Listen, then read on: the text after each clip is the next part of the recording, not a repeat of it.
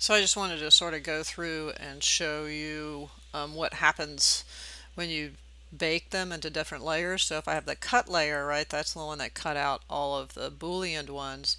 If I turn that off, I also have this layer, which is the one that Boolean the regions individually.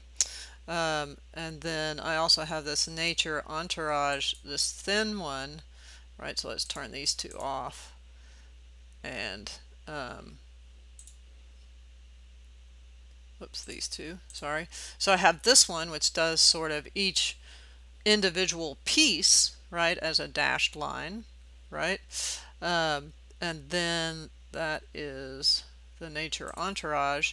And then I also have the hatch, which is a separate um,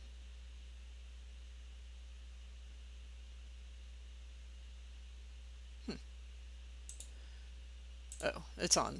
There it is. It's just super light. Yeah, you can see it. Let me change the color of that guy. So if that's, it's hard to see in white.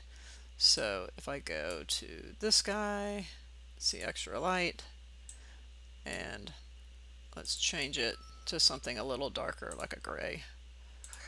And you can see, start to see that even a black maybe, right? Just to be able to see it better, right? So you can start to see that.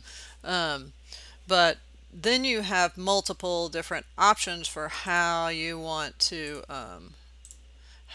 show those guys. So if you wanted this and then just the cut layer, right, you would have that, but you could also do this and this, right, or this and then the nature entourage, so you see the background. So you're starting to get sort of different feel for it. I mean, you could also do like the nature entourage as a, again, I would switch the layers. I'm just being a little, but if I did that black, right, and then make that very thick.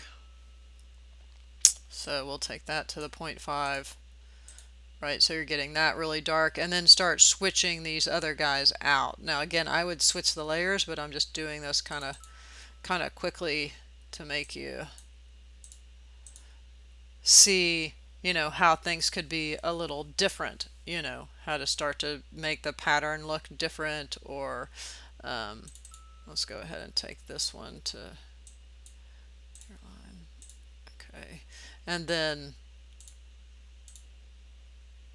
right, start to sort of see how those make a difference. So anyway, good luck, and I hope this helps. All right.